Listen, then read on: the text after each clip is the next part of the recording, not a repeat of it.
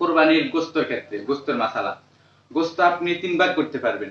এক ভাগ নিজে খেতে পারবেন, দ্বিতীয় ভাগ আত্মীয় স্বজনকে দিতে পারবেন, তৃতীয় ভাগ গরিব মিসকিনের জন্য। হ্যাঁ, এটাও জায়েজ আছে যে আপনি সবগুলো নিজে খেতে পারবেন এবং স্টক করে রাখতে পারবেন, জমা করে রাখতে পারবেন এবং সবগুলো ফ্রিজে রাখতে পারবেন।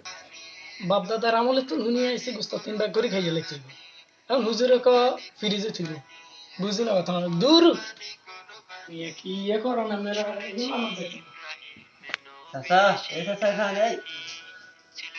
কি আমি এনে কি হুম শুনার মতো কিছু আছে না, তারা মৌলবী আছে, হাইবেট মৌলবী ছোট ছোট হুজুর বাবা ঘটনা দিবে মানা যায় আমরা বাপ দাদার আমলে তো নুনিয়ে আসি।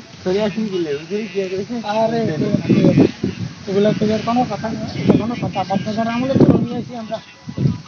নাতি, আরে নাতি কথা নিয়ে নাতি, তুই বলে বুয়ের মাদ্রাসা থোড়ো মাসালাকে তুই একটু হল করে দিও আমাকে।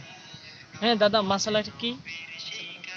মাসালাটা হইছে বাপ দাদার আমলে তো নুনে এসি কোরবানির গোস্ত 3 ভাগ করি খেয়ে লাই তুইব, হুজুরে কি কও, হুজুরে ফ্রিজে তুই তুইব, মাথা গরম হয়ে গেছে, আমরা বাপ দাদার আমলে তো নুনিয়ে এসি কথাটা। আচ্ছা দাদা, দাদা আপনার মাসালাটা ঠিক আছে যে আগের যুগে এই গোস্তকে 3 ভাগ করতো, এই মাসালাটা ঠিক আছে, কিন্তু এইটা হলো একটা মোস্তাহাব বিষয়।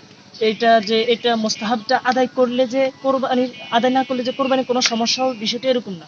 আপনি মোস্তাহাবটা যদি আদায় করেন তাহলে সওয়াব হবে, আর না আদায় করলে কোনো সমস্যা হবে না।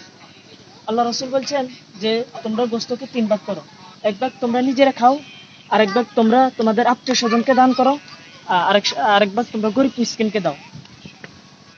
যে 1 ভাগ নিজে খাওয়ার জন্য, আরেক ভাগ আত্মীয় স্বজনকে দেওয়ার জন্য, আরেক ভাগ গরিব মিসকিনকে দেওয়ার জন্য, যে বিষয়টা ছিল ওইটা ছিল মূলত মোস্তাহাব, ওইটা কোনো ওয়াজিব না, ফরজ না, যে ওইটা করলে যে না করলে যে কোনো সমস্যা হবে, বিষয়টা এরকম না। আপনি যদি মোস্তাহাবিটা আদায় করেন সওয়াব হবে, না আদায় করলে সমস্যা নাই।